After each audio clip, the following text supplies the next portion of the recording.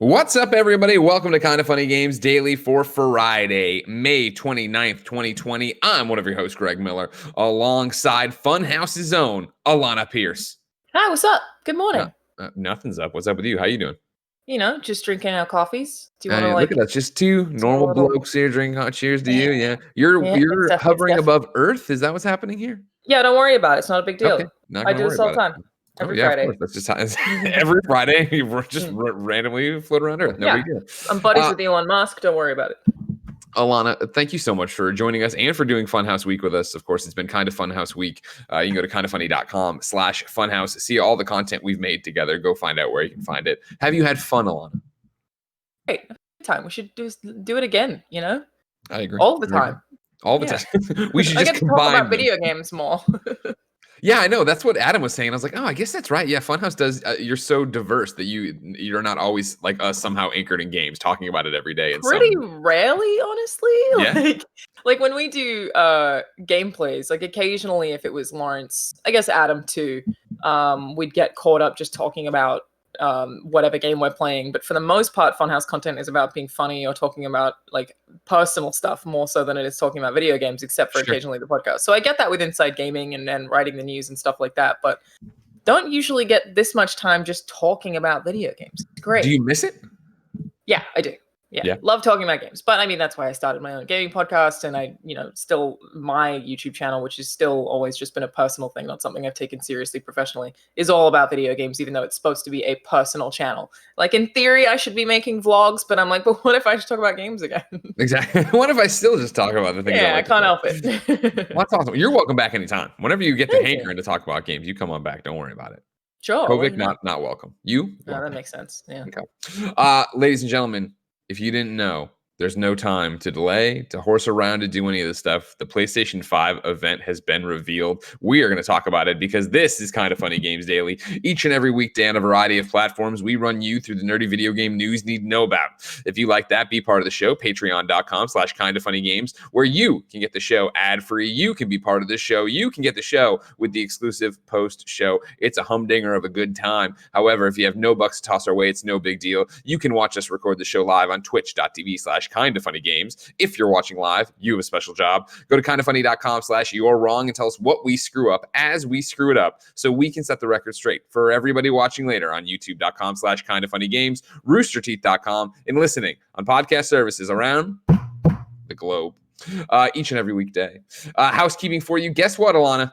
It's our 700th episode of Kinda Funny Games Daily. Thank you very much. That's a lot of episodes. That's a lot of episodes. As usual, Kinda Funny best friend Kenny Belou has given us a traditional stat breakdown. We will save that for the end of the show when we're closing out, maybe even the post show, depending on how long we go. Right now, over on youtube.com/Kinda Funny Games, Nick Scarpino's part 1 of his first ever playthrough of The Last of Us Part 1 is up. It is 9 hours long. From what I've been told. It's a 16-hour long thing. We wanted to upload one giant 16-hour video because we're idiots, Alanah, and YouTube's like, we don't take videos that large. And we're like, fuck, we should have looked into this. We should have looked into this ahead of time. I know you can do 10 hours because they have those music loops of like 10-hour long things. But also, the fact that he hadn't already played that seems like a fireable offense. Well, if, trust me, on the list of fireable offenses Nick has done, man. That's only like a 5. Yeah, I don't. It's not even the biggest deal we could possibly have. So that part 1 is up right now. Part 2 is posting tomorrow. So you can watch 9 hours today, and then I guess 7 hours tomorrow would make sense or whatever. YouTube.com/Kinda Funny Games. Today we have a huge Predator stream, Predator Hunting Grounds. We're doing another sponsored stream. 2 p.m. Twitch.tv/Kinda Funny Games. We're playing for 3 hours. I think I will hit level 100 during it. So pretty big day for me. Cool. Not gonna lie. Thank you, Kevin. It's Kevin that popped up. I got very confused. Oh, yeah. I also just want to say that there's some weird issue with my webcam where it occasionally flickers. For everyone watching, sorry about that. It's the satellite connection being in space. We're not worried about it. I mean, you're beaming all the way from the International Space Station, right? It's really difficult. Yeah. It's Australia and America working together, keeping you up there. So it's tough. It's exactly. Today, our sponsors are our Patreon producers, so please be like them and head to patreon.com/Kinda Funny Games to support the show, get it ad free, get the exclusive post show. So thank you to Mohammed, aka Momo, and Blackjack. But enough about that. Let's begin the show with what is and forever will be the Roper Report. Time for some news. 2 items on the Roper Report. Baker's doesn't. 2, really? Just 2. Well, number 1 has multiple parts, and it's all about this PlayStation 5 event. So don't worry. Yeah. You got plenty to talk about here, Kev. So I want you to sit back right now, Kevin, kick off your slippers, and get comfortable, all right? Slippers coming off. Thanks, buddy. Number 1, there's Can we going to be a see? PlayStation 5 event next week. We're reading from Jim Ryan's letter over on the PlayStation blog. It reads, with each generation from the first PlayStation to PlayStation 4, we aim higher and we push the boundaries further to try and deliver better experiences for our community. This has been the mission of the PlayStation brand for more than 25 years, a mission I've been a part of nearly since the beginning. There are few things as exciting as the launch of a new console. While this road to launch has been a bit different, we are as thrilled as ever to bring you with us on this journey to redefine the future of video games. And he spells video games all one word, and I hate that. I do that too. Oh, come on, Jim. Join us in the future. We've shared technical specifications and shown you the new DualSense wireless controller. But what is a launch without games? That's why I'm excited to share that we will soon give you a first look at the games you'll be playing after PlayStation 5 launches this holiday. The games coming to PS5 represent the best in the industry from innovative studios that span the globe. Period. Studios, both larger and smaller, those newer and those more established, all have been hard at work developing games that will showcase the potential of the hardware. This digital showcase will run for a bit more than an hour, and for the first time, we will be together virtually experiencing the excitement together. A lack of physical events has given us an amazing opportunity to think differently and bring you on this journey with us, and hopefully closer than ever before. This is part of our series of PlayStation 5 updates, and rest assured, after next week's showcase, we will still have much to share with you. Please join us on Twitch or YouTube on June 4th at 1 p.m. Pacific to see what's in store for the next generation of games. I hope we can make you proud. Alanah Pearce. So personal. You know what? I've been saying for a long time, Jim Ryan, we got him all wrong. He's not a corporate suit. He wants to sit down and get a beer with us. He very much does. Maybe just take wants us to on a date. Take us on a date, have a beer, protect the children. You know what I mean? That's what it's Play all some about. video games. Yeah, no, it's. I mean, really, this is a lot of fluff, but it's positive fluff, and I'm excited about it. You know, it doesn't ultimately mean that much. So of course, you're excited to show us the video games. We are excited to see the video games. I love seeing the video games. It's one of my favorite things to see, frankly. So I'm stoked. I don't have that much else to say, though. Here's my question is, where do you start setting your expectations for what we're getting? Because I have more here from a whole bunch of different stuff. But what I found interesting about this is that in the buildup to this PlayStation 5 event, right? PlayStation's been showing the DualSense, the Marc Starvaggi talk, all the things we've talked about, the Unreal demo. We were out like, when is they're clearly building to a big event? It's going to be the reveal. It's going to be akin to how their E3 presentations have been in the past, right? Maybe one showcase to rule them all. Mm-hmm. This very much sounds like it's not that.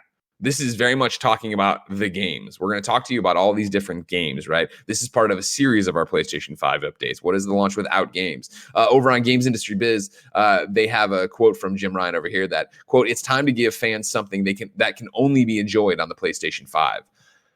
Super exciting. More than an hour of games. Super exciting. My big question, Alanah, are we going to see what the PlayStation 5 actually fucking looks like next week?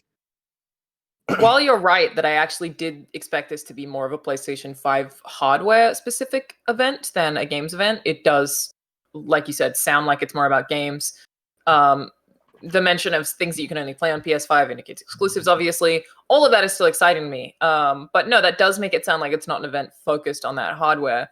I do think it is time for them to at least show us what it looks like. Right. So maybe we get and one more thing, and then it's an image or a little sizzle reel or something short and sweet, just about what the damn thing looks like, especially when we've already seen the controller. I feel like you want that hype. You want it to spread too, especially with the way social media works now. The image of the PS5 is probably going to be memed in some way, somehow, like the Xbox fridge. And like they almost want that because then it just spreads awareness of that thing. So I feel like they're already late to the game. Yes, I think we see it next week. We have to, and that's the thing is like I don't want to dream too big here, because like I was very much like when Jeff Grubb was talking about these June 4th events, and then suddenly a June 3rd, and now it's officially June 4th. But when he was talking about what this was going to be, I was very much in the camp of it's going to be everything. Here's a whole bunch of games. Here's the box. Here's the price. Here's the date. Bam. And this is making it sound like it's not going to be that, which I'm fine with, but we can't end this and not know what the PlayStation 5 looks like, right? I think you're on the money. It has to be we've shown you all the games, and we'll be back to talk about the hardware. Oh, but one more thing, and they actually show the box. To be fair, do they ever, when we're going into a usual E3 press conference for any hardware reveals before, do they hype it up as saying, this is the first time you're going to see the PS4, this is the first time you're going to see the PS Pro? Do they do that? Because, PlayStation's E3 conferences, I guess aside from last year, or the year before, the most recent one, which was kind of a weird one, is generally back-to-back games anyway. That is how they've always done those. I don't feel like they ever have had one, except for maybe when it was much, much, much more press-orientated, less since it's been player-orientated, that they've shown hardware to an extensive degree. So would they even announce it if they were going to? That way. I don't remember it. The thing I was hung up on is I don't remember if they said ahead of time, like, PlayStation 4, our E3 presentation is going to give you everything you know about the PlayStation 4. I'm not sure how they promoted it, but for sure that's where you saw it, because the February event where they talked about the PlayStation 4 didn't reveal the box. Yeah, it does. When Cerny came out and talked about his voxels and all that stuff, we didn't know that. 2013. And then PlayStation 4, the PlayStation 4 E3 conference is the one where Jack Tretton came out and had all those like graphics behind him explaining game share and explaining the actual minutia of how you were using it in programs and stuff. Yeah, it could happen anyway. I don't think this rules out them talking about it to some extent. And obviously we already know a fair amount because of, like you said, Sony's presentation that I guess was supposed to be at GDC. Yeah. So, but that's the thing is I thought we had already been hitting these milestones where you would get to here and just do it. But now it seems like I don't want to say they're taking a page from Microsoft. I don't know if they are or not, or how that is. But I thought Xbox was going to be the ones here who we're doing these monthly events and we're going to keep this drip of content. And I thought PlayStation was going to come in and be like, bam, this is how we're doing it. We're giving it the more traditional way of everything here. Is a long time. It's longer than I expected, but I guess the thing that would stop it from being one huge drop of content is that they already broke out The Last of Us and Ghost of Tsushima State of Plays, whereas those easily could have been part of this same thing, being that both of those games still come out after this event. So for them to take those two massive launches out does mean we're probably going to see something that is focused on just PS5 games. Which is smart. Which is very cool. Yeah. And I think what's interesting about it is this messaging they're getting in front of already, right? Where it's going to be an hour of this, it's this excitement, but it is this games industry quote of it's time to give fans something that can only be enjoyed on PlayStation 5, right? Which I think is a bit of a jab at how Xbox did their first their inside Xbox most recently, right? Where it was a bunch of, hey, here are a bunch of games that some are exclusive timed or whatever, but most are third party. It's just third party partner stuff that you could get technically on a PlayStation 5 if you really wanted to. So I think this makes it sound to me, at least, I'm sure we'll get partners for sure, but it makes it sound to me like we are going to see what the first parties for launch are working on or in the launch window. In any other year for the E3 cycle, I would have expected everyone to do that next week or the week after. So it makes perfect sense. I don't feel like they're doing things quite that differently. Regardless, I'm really excited. Oh, yeah. Now, here's where it gets interesting as well. Of course, Jim Ryan making the rounds today with a bunch of embargoed interviews. So people had him on different things or in different quotes. We're going to go to CNET. They have an interview. This is Ian Shear. He was asking basically, like, are you still on track, with everything that's going on with the pandemic? Jim Ryan says, we remain absolutely on track.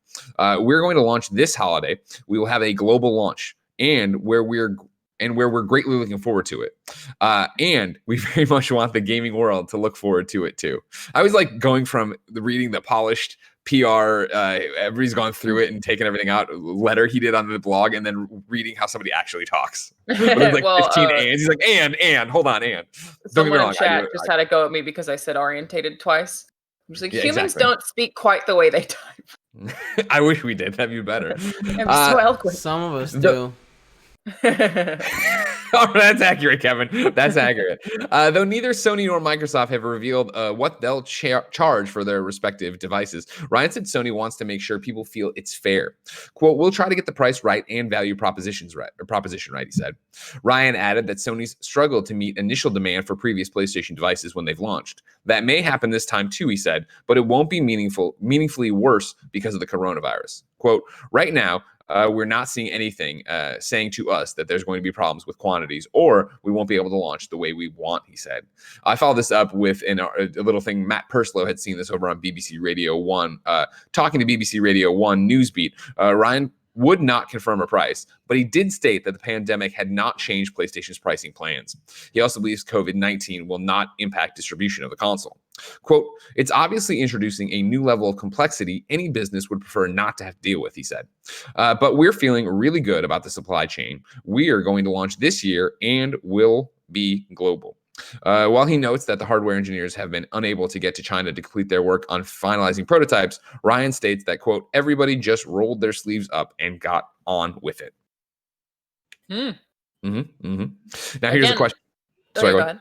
No, you tell me again. Go ahead. No, please. No.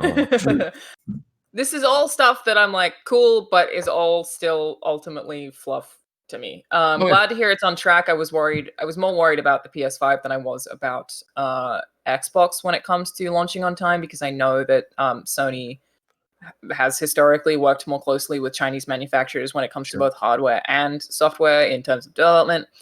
So I wasn't sure if they were 100% going to be on time, but it sounds like everything's working out, which is awesome to hear. I feel like I'm ready. I'm ready for a new console. It's about time. Aren't we? Aren't we always excited for new tech? Yeah. Marc Starvaggi writes into patreon.com/kindafunnygames, just like you can. It says, hey, KFGD crew, the PlayStation 5 event is next Thursday. Assuming it's what we all hope, does this mean pre-orders will open soon? I'm not sure if for past console launches, we had to wait a couple of months before the release. Thanks for everything, Mark. This is where it gets interesting, Alanah, right? Because I remember distinctly for the PlayStation 4 E3 conference, and I believe the Xbox One as well, but I remember being in the IGN war room, watching it all happen, and then somebody being like, pre-orders are up on Amazon, and we all jumped on and started pre-ordering right there.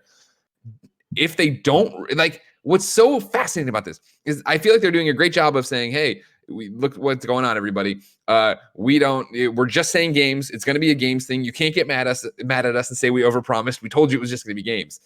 However, that screws up the plan of this is, next week would have been E3, right? I got the dates right on that one. We're in the normal flex of where E3 should have been, or is it the week after? No, it would have been starting, I think, next Friday in theory, because they keep with the EA Play or whatever starting to roll out. So we're right in the throes of where E3 would be, which means that historically you would have shown the console and done all the stuff and given us a price, and then pre-orders would have started.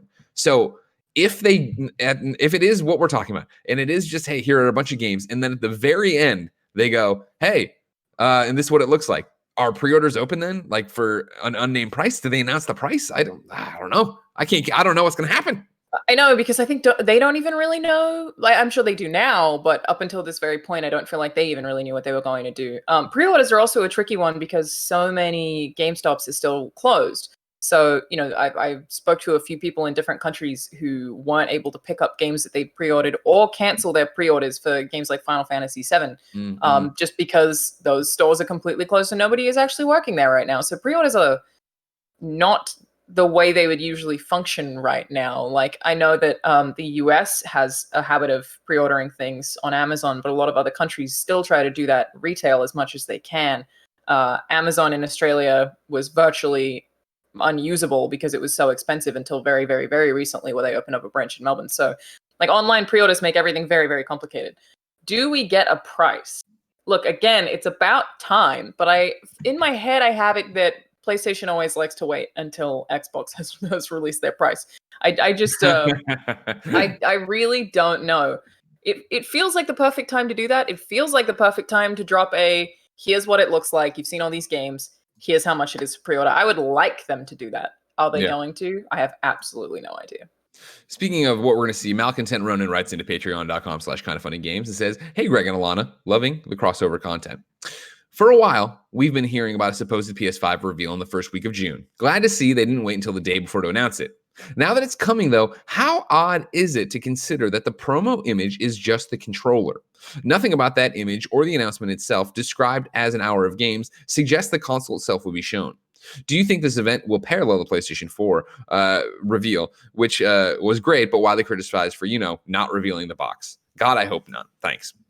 This I've seen kicked around a lot, the controller. And Kevin, I said I was wrong about where we needed to put it. If you can bring up that PlayStation blog post and show the controller graphic here.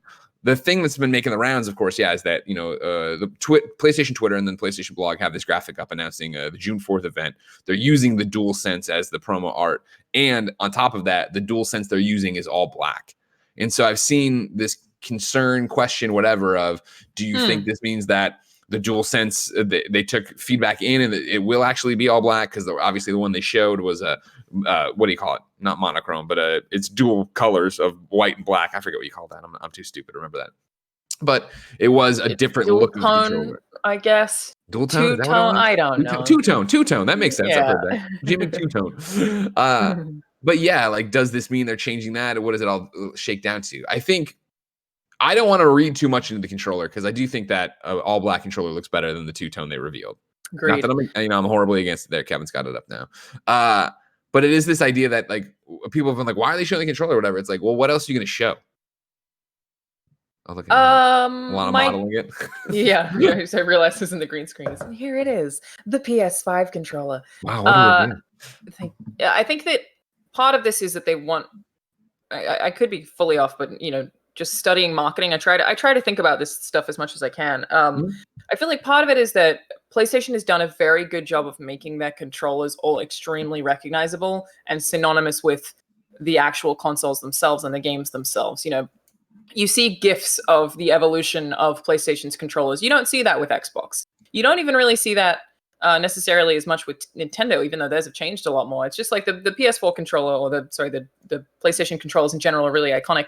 So I feel like using this is an indication that it is a focus on software coming to that platform, but also trying to get the image of this controller in people's heads for marketing purposes, totally. Have that synergy, to tie that to the PlayStation 5 to make it super recognizable, because that's helpful for them off the bat. I don't know that it necessarily means anything more than that. It does, again, in my head, imply that maybe we will see hardware. I just feel like we have to. We can't not see it. If we don't, I'm going to be like, so when? When then? Yeah, exactly. Give us a date, or you show it. And that's my thing, is I think PlayStation, first off, I want to call out this controller we were showing, right? The chat I saw going off of this is kind of like the dress image from back in the day of like, what color do you see? They're like, no, that is white. It's just it's a darkened image. And it's like, oh, interesting. Okay. I can see that, but then it is also really the hype of, all right, interesting. But that aside or whatever, right? Like, PlayStation's smart enough to understand that they could come out next week. They could show an hour of amazing games. And if they don't show the box, the headlines and the internet commentary will be, where the fuck was the box?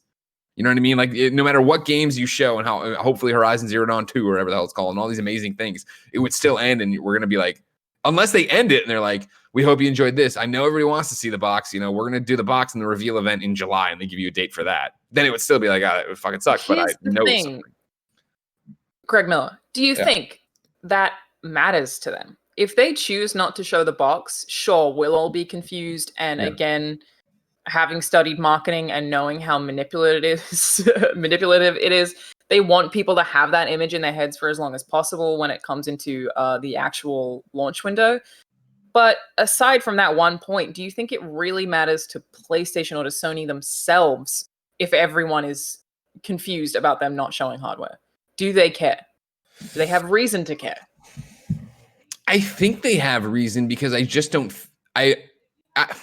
You're long and short of it, in the grand scheme, no, you're right. They don't care. They want you talking about the PlayStation 5, and if the idea here is to tease you for as long as possible to get you excited for this box, then I guess that makes sense. But I just feel like, especially with the Jim Ryan quote of like things you can only get on the PlayStation 5.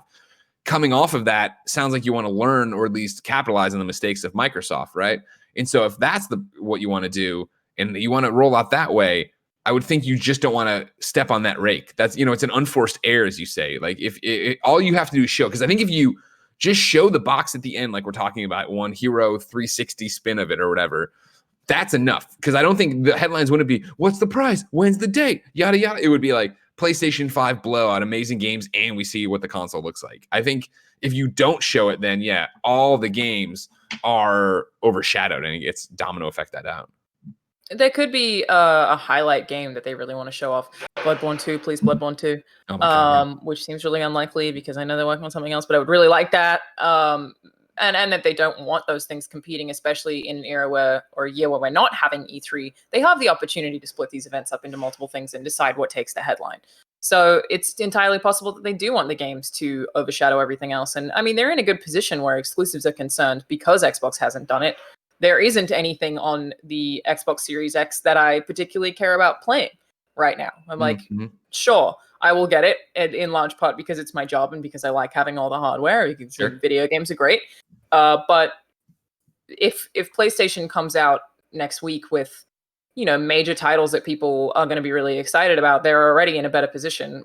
What's to stop them from 2 months away showing what the box looks like? And like you said, teasing that out and keeping the hype up. Like, I just don't know. Again, think they should. It's about time. Part of the I want to know what it looks like. And I think part of the problem that is the realistic problem, and I think we see it with the DualSense, right, is like, even though they use it in a PR markety way, when they showed the DualSense, they said in it, right, like, it's getting sent out to developers now, so we thought we'd show you too.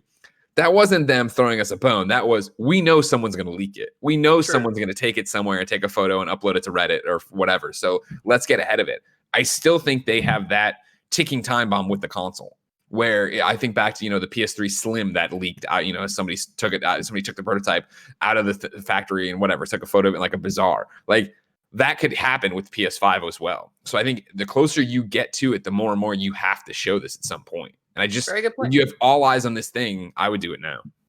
Yeah, it's like the pressure's not even necessarily on them for the timing. It's on everyone else for the timing.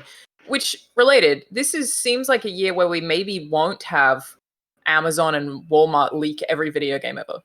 Maybe. I feel like that hasn't happened yet. It's usually this week prior to E3, but maybe it's not going to happen this time. Well, now it's not a unified front anymore, right? Like, nobody has to hit a deadline. Everybody doesn't have to hit the same deadline, which is where it got unruly and out of control. Like, you have everybody doing different things and different conferences and different announcement schedules. So how it all shakes out is going to be fascinating. Yeah, look, I'm going to vote that they do show us what it looks like. I do too. I do too. So if we're putting votes on that, it's not a very interesting bet, but it seems like they should. But I'm really not confident. Usually I go into presentations like, here's what I think is going to happen. Here's what they're going to do. But this year is just so different that I really don't know. I think they should, and I think they will, but I don't know if they will. You know what I mean? Right, I'm with you, right? Of like, I can see them not doing it, but they have to have some messaging about it. Yeah, if they don't do it, which, I mean, I said this with the Last of Us State of Play, though. I was like, when you guys have that, please announce the next event at the end of that. That's what I really wanted them to do. So maybe they won't. I kind of thought that they would. You think that would make sense, right? Like, let's daisy chain these together. Let's link everything together of like, especially for it be, and I understand there's always moving parts to all this and it's not as easy as we think, but like, even with Ghost, if you're bringing back State of Play and you're like, guess what, everybody, like, we have a summer of PlayStation events for you. I would announce all those dates at the end so people know what they're getting excited for and they don't sit there going, where's the next one? Yeah, exactly. It seems like it makes more sense to give people a schedule that they can look back on, or at least let the media publish that schedule for you. But we're also, more connected now than we pretty much ever have been before. Social media use is up more this year than it has been pretty much ever before. So I guess it makes more sense that Sony's like, we'll just tell everyone ourselves when it's coming out and not rely on press or not rely on people watching the stream live to announce the next thing. So they can, that's a benefit. They can just directly talk to the people who follow them on what they want to see. One thing that I did feel about the State of Plays, though, I don't know if you noticed, Greg, and I wasn't watching it across everyone, but their live concurrent views were way less than I would have expected. Oh, yeah. The Last of Us Part 2 only just hit 100,000, like towards the end of that stream, live concurrent viewers. And I felt like that was a really small amount for that game. And is that just because people aren't understanding that this is like an E3 style event that they're rolling out? I just don't know why they aren't getting the concurrence that I would have expected them to get. Is there an argument for so many people doing reacts and talkovers and stuff like we were? And I'm not saying we had, the other 200,000 you're looking for, but you know what I mean? Yeah. Like, it's us, it's IGN, it's GameSpot. Like, yeah, because so many places now to go get that content. Well, I know that like sometimes when I was doing the IGN E3 ones, that IGN would have more concurrence than Xbox itself would. So that is entirely possible, but it still seemed like a lot less than I expected. And it's just interesting how fragmented we all are now, right? Where it's like you can get this in any different, you can watch it embedded on Twitter live, right? And that's a different number going to somewhere out of nowhere. But yeah, maybe it doesn't mean anything. I don't know. But before we get out of this, just show me the damn box. Show me the fucking box. And before we get out of this, small. PS Pro is big. Yeah, but it looks good. I look over there, look at it. It is really pretty. It's true. I'm rocking that Damn. Spider-Man one right now, and as I look Hey, at the shorty. side, let me tell you, I gotta Mine's clean the those Death vents. Stranding one, and I'm like, oh, it slightly sits over the lip of that, but it sure does look good. Yeah, exactly. Jim Ryan, before he got off the hot seat with all these different people, and I'm going back to the CNET article from Ian, talked a little bit about Last of Us and what's going on with that. Despite the drama, Ryan said demand for the game, The Last of Us Part 2, remains strong. In one example, he noted that Sony tallied more pre-orders in Europe for The Last of Us Part 2 than it did for Marvel's Spider-Man at the same point before its launch. That 2018 superhero game, which was also a PlayStation 4 exclusive, was considered one of the best games of that year. Quote, "We hope this will be a defining game for this generation," Ryan said of The Last of Us Part 2. And though Sony hasn't announced plans to offer a more visually rich version of the game for the PlayStation 5 when it launches, Ryan said the version launched in June will run on PlayStation 5 without issue. Though The Last of Us Part 2 will launch in June, the company's June 4th event will focus on, quote, games you'll be playing on after the PlayStation 5 launches this holiday, Sony said. Alanah, where are you at right now for your hype with Last of Us Part 2? Yeah, very excited. And this is a really interesting one that I always try to remember is the moment that it was myself and Tom Marks wrote that first very, very, very negative preview of Battlefront 2, where we figured out that it was riddled with microtransactions and the internet seemed so angry. And then the game went on. No way. And then the game went on to sell extremely well. And I feel like I had suspected this, but that was the first moment I had where I was like, the circles that I see being so embedded in games culture are not indicative of larger sales or what the broader public thinks. So the power of the vocal minority, right? Yeah, but it seems so big when you're looking at it. Like, again, when you're very embedded in games culture and you're looking at subreddits and you're reading all the tweets, and I'm using that new Twitter feature where you can follow subjects, and I love that. It's great. So I'm like following gaming, so I'm just seeing more than I normally even would. So it's a weird one where we feel like this game is really controversial and a hot topic, and a lot of people hate it, and I've not seen any spoilers myself. But it probably in the grand scheme of things means absolutely nothing, and majority of the people who played the first game probably don't even know the leaks exist, and that's a really easy thing to forget when, again, you're very embedded in the culture. So I feel like The Last of Us Part 2 is going to be just fine, is probably going to be one of the best-selling consoles on the generation ever. I have no doubts about that. Still under NDA, so we can't talk about it, but the state of play, the gameplay looked fantastic, and that's the thing that I actually didn't dislike it. It's still very good, but I didn't love the gameplay in the first game. It looks like it's improved in such a way that I will really get into it now. So yeah, stoked. Happy for the team. Me too. A lot of people worked very hard. Indeed. Number 2 in the Roper Report, Hideo Kojima had a major project fall through, and Death Stranding was a success. This is Andy Robinson over at the Video Games Chronicle. I put VGC, but you know what I mean, right? Video Game Chronicle. Hideo Kojima has claimed he recently had a major in-development project canceled. The Metal Gear creator made the comments in an extensive interview with Japanese site LiveDoor, translated by VGC, in which he also reflects on the sales performance of Death Stranding, which he said he considers a success overall. Asked about plans for his next game, Kojima said, quote, "It's still early in the planning stages, so I can't say much. But on the down low, I'm actively working on it.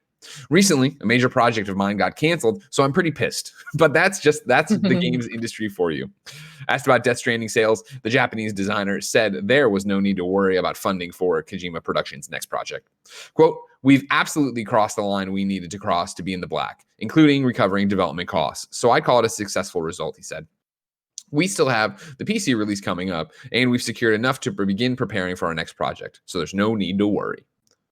Do you know the sales numbers for Death Stranding? Do we have those? No, I didn't think so. You know how PlayStation is about that. Like, if it's record breaking and they have a whole bunch of shit to say, they'll tell you. And if all it means is it's not record breaking. exactly right. It did well enough for Kojima to be in the black and recoup costs and still get it out to PC. So one day it'll cross some million milestone and then they'll talk about it. But I think it'll be a really fun game on PC. I can't wait to see what the modding community does with that game. Oh my god, yeah. Have it'll be great. Norman read us everywhere. Yeah, totally. Just so much butt. Can't wait. Right everywhere. But I'm glad that happened. Yeah, Death Stranding was one of those games, and I don't know if we expected more from it, but it was one of those games of the hype building up to it, the launch of it, spoiler cast afterwards, and then kind of quiet. Like, I don't really hear people talk about it outside of if they liked it or True. didn't like it. I mean, Kovac talked about it on We Have Cool Friends yesterday, right? Where he's like, I didn't really dig the gameplay. I feel like the thing with Death Stranding that I keep thinking, which is absolutely not intended to be any insult to that team, is like, I miss the era. I don't know if I said this earlier this week. I miss the era of when we were just getting weird Death Stranding trailers as like short films, and we were just trying to figure out collectively what the hell they meant. Like, that was a lot of fun. I had a great time. Those were good days. Yeah, like experiencing that with Max Scoville and Brian Altano, who have two of the most wild creative minds ever. Like, just hearing them talk about that game, and yeah, it's super fun. You're right that I feel like now it's died off, and I initially wondered if some of those mechanics where, you know, other people can put things in the game would mean that as it went on, the game would in theory get easier. Like, there would be more stuff in the world that would help you to get through it, so therefore the experience of traversal might be easier for casual players going forward, because that seems like a Kojima thing to do, but it doesn't seem like that's the case. It seems like, you know, you still have to get somewhere in order to have the benefits of the things that people have built or whatever. So I kind of wish that had happened, that the longer that game existed, the more the infrastructure just existed around you because other people had built it and the early adopters had put in all the hard work. I feel like that would have been a really cool thing to do. You just start and there's highways to everything. You're like, oh, cool. Just walking, no BTs, don't have to worry about nothing. You could ignore them if you wanted, but it just would have been like cool to see an evolution of a game like that. And again, seems like a Kojima thing to do, but alas, that is not the case. I'm very surprised to hear that a project he had in development got canceled. Yeah, it's interesting because obviously that's the translation VGC got. I saw one on Reset Era that was by someone else, and it was that a project had fallen through was how that got translated. So it's that interesting thing of, did they start pre-pro on something and they eventually got there and it's like, this isn't working and that's why he's pissed? Or is it like he was working and pitched a partner or was with a partner and they got to a milestone and we're like, this isn't good? Hard to say. Well, yeah, because canceled is like, especially right now, and to be that soon after launch, to be, I guess it's not that unusual, but to be far enough through development in any case that something can actually be outright canceled and then he had absolute funding for it that soon seems pretty wild. I'm surprised to hear that. Where I feel like he's just, he cancels his games. I'm making a game where a flower grows in real time. Okay. Here's your millions of dollars. I don't know what's going to happen. It'll be a skull. Ship it. Yeah, it's really surprising to me, and I feel like it would have made a lot of sense if the next thing they were working on was a PS5 exclusive, so that maybe next year Sony could announce another Kojima exclusive or Koji Pro exclusive. That would have been really cool. So I'm really surprised to hear that. I didn't see that coming at all. Obviously, there's, you know, rumors that I don't believe are true that he is being brought back to be in some way involved in Silent Hill. I highly doubt that is what we're reading about here. I don't imagine that is happening, but and back to that too, that was the thing. I'm trying to see if I can pull it up, but you know how Reset Era works sometimes. I saw as well in that their translation of whoever put it up, and which is why I didn't do it, because it's just some person, I don't know who, they had put it out there that he actually got asked about that if he was working on that, and he's like, that's all a rumor, I've never heard anything about it. So yeah, but that again is what the Reset Era translation said, and that's not what VGC translated, which I think they would have put in their headline. So take it with a grain of salt either way, but take the rumor with a grain of salt. But you know what you shouldn't take with a grain of salt? Alanah, I can't wait to see what Kojima Productions is working on next, but I'm sure that game is so far away. If I wanted something more immediate, say what came to the mom and grop shops, where would I go? The official list of upcoming software across each and every platform as listed by the Kinda Funny Games Daily Show hosts each and every weekday. Yeah. Out today, Geo Rifters on Xbox One and PC, Adam's Venture Origins on Switch, I want to say like Apocalypse, but it's Indie Calypse. Yeah, go but they don't have the POC, so it got weird. Get it. Xbox. Sound it out, Greg. Xbox One, Switch, and PC. Strikers 1945 2 on PC. BioShock the Collection on Switch. BioShock Remastered on Switch. BioShock 2 Remastered on Switch. BioShock Infinite the Complete Edition on Switch. You're getting back into them? You're going to play them on Switch? When we can get on planes again, I feel like BioShock is a good plane game. That's a good point. I'm into it. Especially because of the plane crash in the very beginning of BioShock. Yeah, it's going to make you feel great. Genetic Disaster on PlayStation 4, Xbox One, and Switch. Borderlands, the Legendary Collection on Switch. Borderlands, the Handsome Collection on Switch. Borderlands Game of the Year Edition on Switch. Little Misfortune on PS4, Xbox One, and Switch. XCOM 2 Collection on Switch. The Last Escape on Xbox One. Ultimate Fishing Simulator on Xbox One. Xenoblade Chronicles Definitive Edition on Switch. Wild Tracks Racing on Switch. Flux 8 on Switch. Climb, or maybe it's Climbros, or maybe it's Climb Ross on Switch. Pong Quest on PS4, I'll believe when I fucking see it. FM on PC. Malvin's Prehistoric Adventures on PC. New dates for you. Minecraft Dungeons just came out, but over on the Xbox Wire today, they had this. They have their first of two planned DLCs. Jungle Awakens is coming in July. Then have you played it, Greg? I have, yeah. I started it on a PlayStation 4.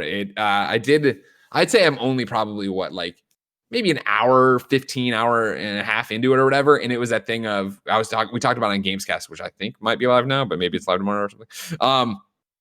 I had that moment where I wasn't playing right and I didn't understand it. And I'm like, this is fun. And it's even when what I'm about to say, it's basic, it's a dungeon crawler, you hack and slash, whatever. Right. But it was that thing of like, I finally opened my inventory. I'm like, oh fuck, this is where everything's been going. And then I started assigning the armor and the things and the enchantments. And I'm like, I can see this totally. I was talking to Imran about it yesterday, and it's like, it's a podcast game, right? Like I put it on yesterday. I was listening to Games Daily when Blessing and Adam were hosting, and I just muted the game, had that on, and was just going through and killing enemies and stuff. And it's fun. It's cool. Way more than I thought it would be. Like, it is really, really basic, like you said. Like, really not a lot going on, and that's especially weird because it feels like Diablo, but then isn't quite Diablo. Like, I wish that I had more casting abilities or whatever. But no, it is a lot of fun. I totally pretty much recommend it to everyone. It's a fun game to play with different people. So yes, and it's that thing. Yeah, it's what I want out of that kind of game. So yeah, I'm down. I'm excited to play more. I was also going to say, sorry to hijack your structure. Did you see the Xenoblade drama with IGN that came out this week? What did they do now? What too much water again? What are they up to? I basically wanted to talk about it because it's an easy thing that like IGN probably won't ever address, but you and I know the back end of that. Sure. I believe Dan Stapleton wrote the review, played the full game, finished it, and then Brian Altano did the VO for the script and said a few characters' names wrong.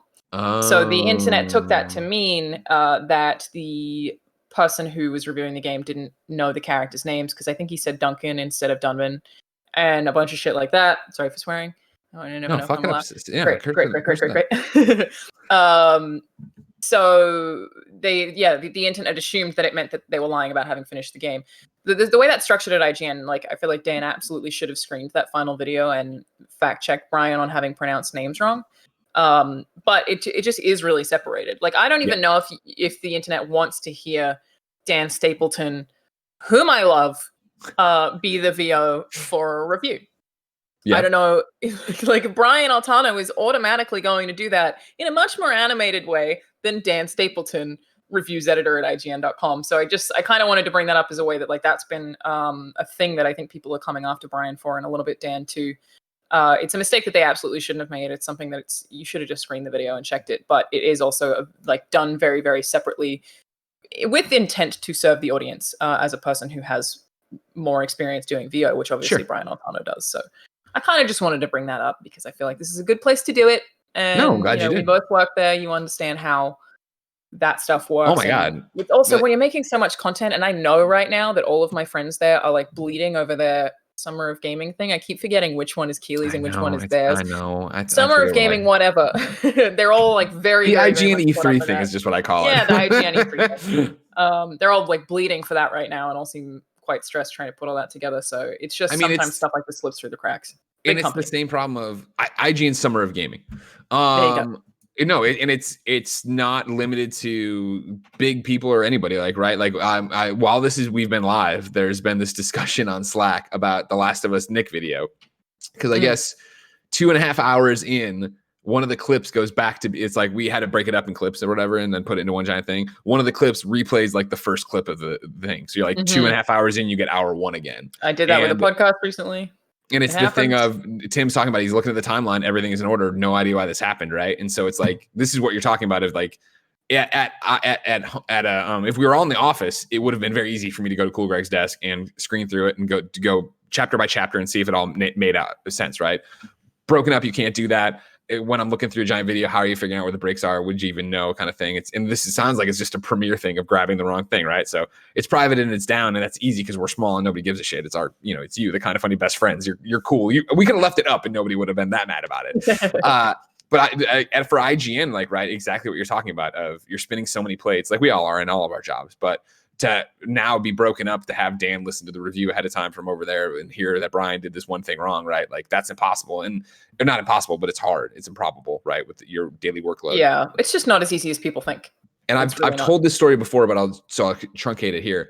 Years ago now, but then years after the review this guy was going to cite me on, I ran into a developer at a bar I'd never met. And he's like, "You're Greg Miller, right?" I'm like, "Yeah, I'm Greg Miller." And he's like, "I fucking hate you."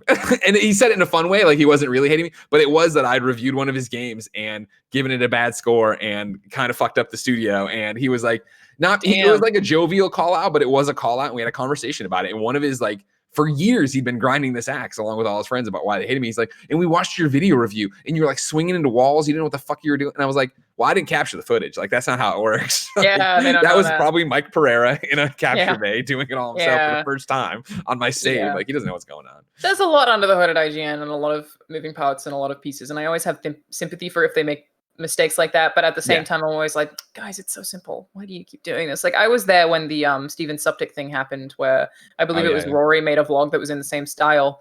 And so I was getting people like adding me about how I could let that happen. And I'm like, you think I knew that video even existed? Yeah. Like, of course I didn't know they were making that. The company's so big and people are working on so many different things, and that has nothing to do with my job. A, I had no idea that video was ever being made, or never saw it being filmed, or didn't know it was an edit, because you just don't see the stuff other people are making. Totally. And B, who is Steven Suptic? Yeah. Like, I was so confused. Yeah, no, that was my thing too, where it's like, I had heard the name, obviously, because I don't even think he was with RT yet in the Let's Play family or whatever. But I had heard of the name through Tim telling me he's funny or whatever.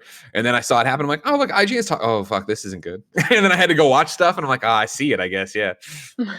Yeah, it was a thing when I had tracked it all down and watched it. But to have people assume that because I worked at IGN, I had any idea that was happening. It's just wild stuff. So basically just figured it's a good opportunity to bring that up. Is like, yeah, it's been a controversy for IGN this week, which is both a bummer and a thing you'd hope that they would fix, but it's also just really not that simple. That company is massive. There's too many moving parts over there. Absolutely, and everything's on fire all the time. So exactly, that's how it works. Deals of the day for you. We have Twitch Prime stuff. So in June, members will receive the following 5 free games as part of the free games with Prime program: psychological horror game Observer, cyberpunk shooter Forsaken Remastered, 2.5D arcade platformer Steel Rats, acclaimed survival adventure game The Flame in the Flood, and retro FPS project Warlock. Members can also claim 20 plus free SNK games over the coming months, with 7 available right now. Remember, if you have Amazon Prime, you have Twitch Prime, which of course gives you all these free benefits. Yes. Bro, is Forsaken remastered like remastered Forsaken as in like N64 Forsaken? Because if yes, I'm about to lose my mind. The one that came out in 98. If they remastered that Forsaken now and I didn't know about it, yeah, looks like it is the greatest. Yeah. They apparently remastered it for Windows and Mac OS in 2018. I had no idea. Yeah. What? Yeah. 2018 Forsaken. What is the remaster? 3D first-person shooter game, Probe Entertainment, N64, published by Acclaim. Remastered version was released in 2018. Oh my god, I had no idea. Well, now it's free because you got Prime, right? Yeah. Remember, if you have Amazon Prime, you have Twitch Prime. Excellent news. I love that game. And you also, of course, very bad at it. Get a free 30-day subscription to anyone you want on Twitch. If you're listening to this in your car and you're like, I don't use Twitch. Like, this is a great idea. Why don't you pull over the car in the median right now and open up your Google Chrome, and then you just log into your Amazon, and then you just Google Twitch Prime, and then you find that there it is, and you link it up, and then you come to Kinda Funny Games, and you give us the sub, and we have a free sub, and it's free money. Because if you're not using it, you're wasting it. They're laughing at you at Amazon HQ. Jeff Bezos just laughing in your face. So screw that over. Screw with them all over. his damn money. Yo, I am going to play this Forsaken remaster this weekend. Wow. That is look at there it happened. That's how fast it can happen, ladies and gentlemen. You can find your games just like that. Well, that's a game that I played as a kid, and it was one of the 64 games that like I was just really, really bad at, because I would have been, I don't know what the math on it, 5 when it came out. Sure. I was pretty young. So I just it was really the only 64 game I remember just failing miserably at. Sure. But I tried over and over and over and over again. The fact that this is great. That's my weekend sorted. I can't wait. I'm excited for you. Thank you. It means a lot. Alanah, it's time for some reader mail. You can go to patreon.com/kindafunnygames, ask your questions there. Were you ever a Destiny person? Yeah. Oh, okay, good. Boars and Double Zero writes in with a question here that's kind of related to news, but I didn't put it in the news, but it's all great. So here we go. Good morning, Greg and Alanah, but mostly Alanah because it was a Destiny question. Okay, so I should have read further in the question. In yesterday's This Week at Bungie, Bungie said that the next season and this fall's expansion pack will be revealed soon. However, this morning, the Destiny 2 Twitter dropped something and quote, and this is all caps, and the darkness/Doritos are coming. Now, clearly this tease. Huh? I just go to Kevin if you want to throw up Destiny's Twitter. It's like a sound wave they have in the very first. Now, clearly, this tease is far more than that. But my question is, do you think this is enough to revive the fan base of Destiny?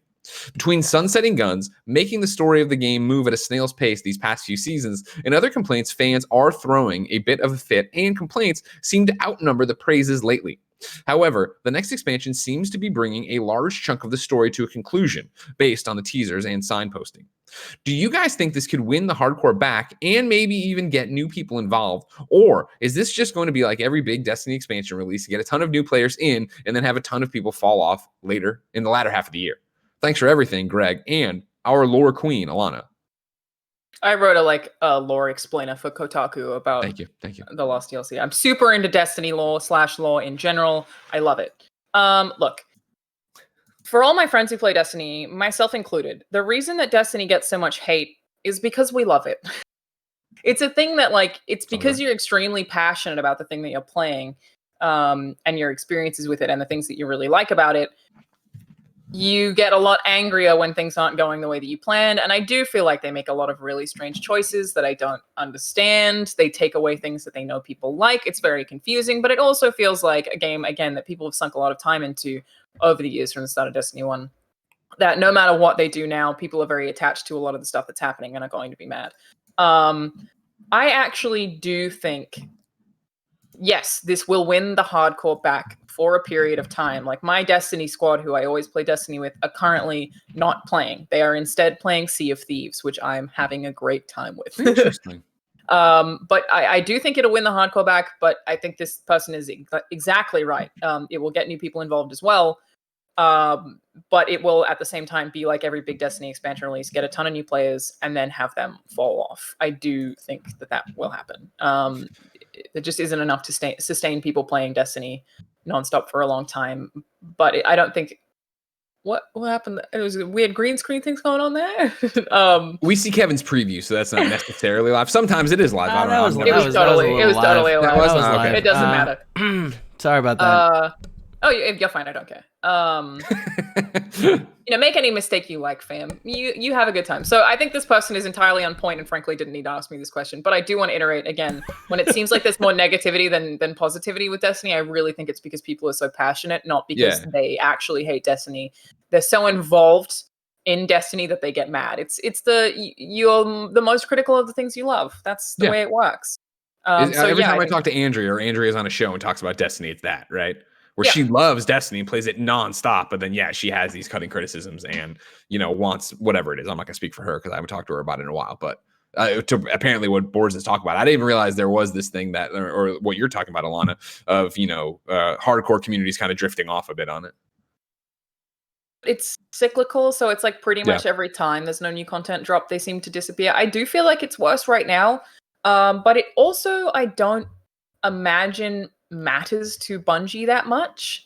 I feel like the player base that they have is entirely sustainable. Sure, they're always going to want bigger numbers. That's a thing. But I don't feel like it's like the game is failing and is going to die by virtue of, not having millions of concurrents. I think they're doing just fine. They do piss people off a lot. And it's just, it's like dating someone you hate, Uh-huh. Exactly. Like you just really want to make out with them, but they frustrate you all the time. But shut your fucking face. Don't talk to me. Right? Yeah, exactly. God. Okay.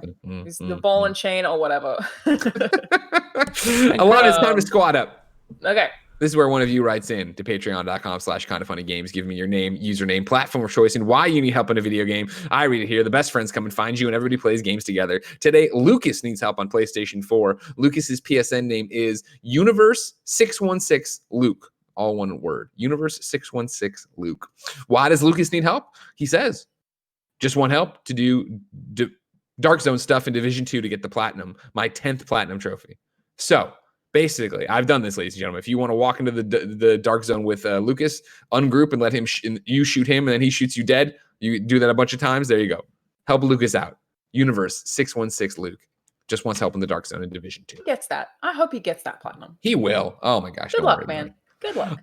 As I said at the top of the show, this is episode 700, Alanah, and that means Kinda Funny best friend Kenny Belou has his normal crazy stats that he keeps on this show just so we can keep it going. He says so far there have been a total of 95 hosts on the show. For the regulars, the top 5 rankings are this: Greg with 486 shows, Tim 234 shows, Andrea RIP 168 shows, Gary 105 shows, and then in 5th place now, Blessing with 83 shows. Kenny says Blessing has hosted a whopping 74 shows since episode 600, vaulting him into the top 5.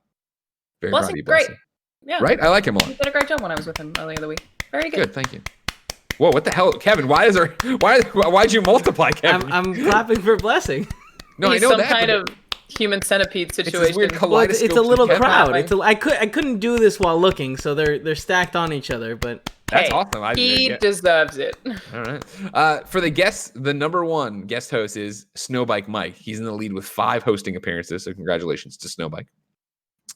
For hosting combos, we have a tie for number 1, but the top 5 would be including number 1 and 2. Greg and Andrea and Greg and Tim have now hosted 119 shows together. Greg and Gary have done 66 shows. Greg and Blessing have done 30 shows, and Greg and Jared at 5th place with 29 shows. Jared Petty also rest in peace wherever he died, went away. What's Jared Petty? Wherever he is, wherever Good man. Wherever his soul is.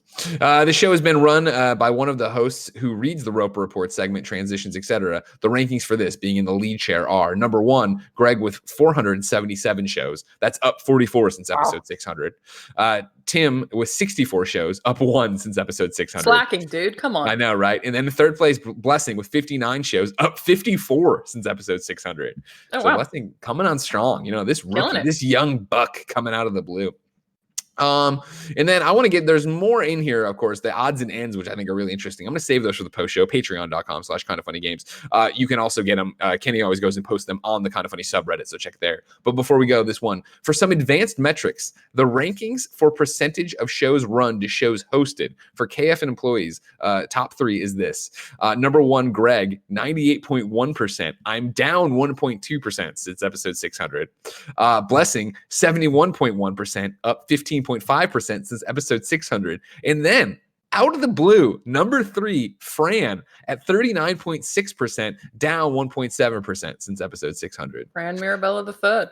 Kenny, as usual, you are a crazy person. Thank you for doing all this. I want to go over the odds and ends he gave us here in the final, in the post show, but he signs off his letter with this. I certainly can't end this email without thanking you guys for your incredible hard work to get this show and all the others going from your homes during this pandemic. Incredibly, there were only 2 days of audio only before Big Kev Dog came through with working out video for everything. Your determination to continue making great content has certainly kept myself and so many other best friends entertained and, probably more importantly, distracted. This comes in a time when most every other part of our normal lives has screeched to a halt. Thanks to everyone at Kinda Funny for your hard work. It's truly inspiring. Thank you for another 100 episodes of this great show and for providing over 700 hours total of daily gaming content. Here's to the next 100, whatever form that comes in. Kenny Belou. Kenny, thank you so much, as always. Your dedication is not lost on me. Yeah, that's so cool. What a good dude. What a great person. You know what I mean? The Kinda Funny community, full of them. A lot of jerks. Not kidding now. Here we go. Time for You're Wrong. This is where people watching live on twitch.tv/kindafunnygames goes to kindafunny.com/You're Wrong. Tells us what we screw up as we screwed up. Nam Rax here says IGN is saying that Kojima denied the PT and Metal Gear rumors based on the Gamatsu translation. So there is more credibility to that. Okay.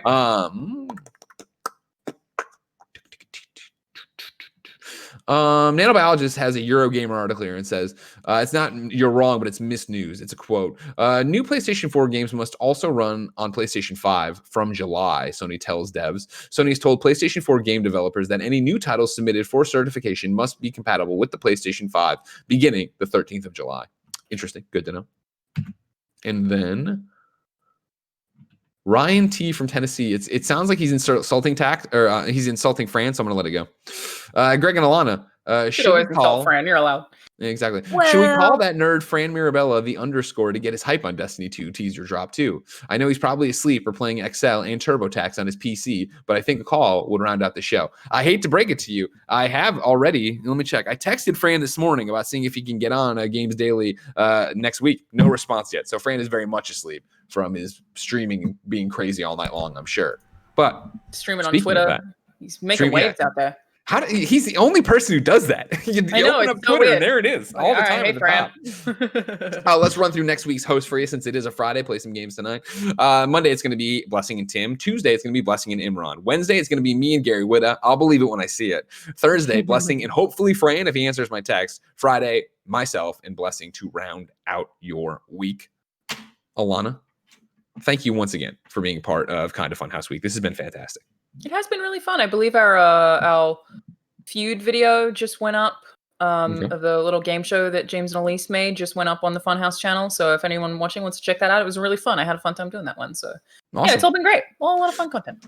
A lot of great content up again. Kindafunny.com/funhouse will take you to the graphic. You can see all the shows we've done together. You can then go off and find them on your YouTube podcast service of choice. Remember, this show is Kinda Funny Games Daily. Each and every weekday on a variety of platforms, we run you through the nerdy video game news you need to know about. If you like that, be part of the show. Patreon.com/KindaFunnyGames. You go over there, ask your questions. You get the show ad-free. You get it with the post show we're about to do exclusively.